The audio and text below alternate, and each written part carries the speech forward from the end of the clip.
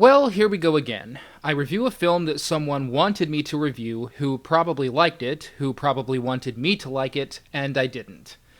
These reviews are almost starting to make me feel bad about myself. On the one hand, I would never actually say anything bad about these films if I wasn't asked. This is the kind of film that I would watch maybe once, dislike, and then never think about again. But on the other hand, I was asked, so here's my honest opinion. I thought it was boring and stupid. Drive is a 2011 film about a part-time stunt driver, part-time getaway driver who has a rigid system for his getaways, which the movie seems to think is a thing, but it only comes up about twice and doesn't really tie into anything else. He meets a nice woman with a nice son and soon gets involved in their lives. Along the way, he tries to help the father out of a jam, gets in over his head, and must go on a one-man protect the loved ones spree until the movie runs out of time and ends. Sound boring? It is. The movie stars Ryan Gosling, and funny things go through my head whenever I hear that name. Oh wait, wasn't that the guy on the John and Kate show that I've never seen? No, that was John Gosling. Oh, well, wasn't that Darkwing Duck's daughter? No, that was Gosling. Ryan Gosling is apparently an actor of some description. To the best of my knowledge, I had never seen him act before this movie, and to the best of my knowledge, I still haven't. The character he's playing seems to be stuck in the ass crack between a dead body and one of those agents from the Matrix. He's so torturously boring and half-dimensional that any interest this movie tries to drum up with the stunts and the violence and the women and children in danger just felt terminally hollow, because I never gave a shit about this man. Some free advice for screenwriters. Apathy doesn't make your characters interesting. It just makes the viewer as unengaged in what's going on as they are. You can have all the high-speed, high-octane chases you like in your film, but if the person involved in that chase is bored, I'm going to be bored too. And bored I was.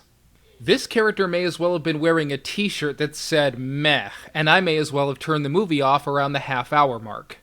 The female lead is played by Carey Mulligan, whom I just saw do a great job in Baz Luhrmann's adaptation of The Great Gatsby, but here, she's dull as well. Though for whatever it's worth, she's more lively than most of the characters in this thing.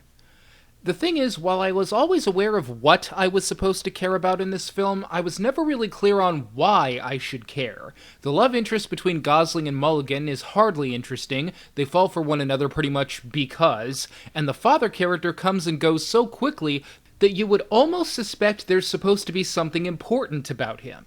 But there's not.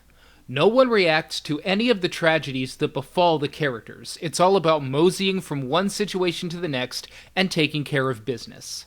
The villains are your standard mafia fare. It was interesting to see Albert Brooks play an evil bastard after so much Finding Nemo, and the always awesome Ron Perlman is once again being awesome. There's just nothing compelling about any of these characters. It's all nothing more than average. Of course, they wouldn't be mobster villains without your standard, get the fuck out of here, so at least this movie had that down. No, get the fuck out of here. But certainly nothing to write home about. Oh, and also, Bryan Cranston was there. And that's about all he was. The one and only thing I had heard about this film was that the stunts were very well done, as it used real professional stunt work rather than the CGI crap that is oh so popular in this day and age. And I would have to say that this is true for all that there were any stunts in this film at all. I can only recall one chase scene that was done at any length. Most of the film simply showcases Ryan Gosling looking as bored and checked out of the film as I was. The story, at best, is fine. You have double crosses, triple crosses, people being in the wrong place at the wrong time, and trying to keep track of who's screwing over who. But there is something so bland about this story and downright dead about most of the characters. I was simply never interested. About the kindest thing I can say about this film is that the opening was fairly interesting. We go through a heist from the point of view of the driver. No dialogue, and only the sounds of the police scanner to react to. It was very well done, but it really only made me want to play Grand Theft Auto 5. The bottom line is that a story can be simple and still be engaging, but this one is just Dolesville. None of this is to say that the film wasn't well made, I just don't think what they made was particularly interesting.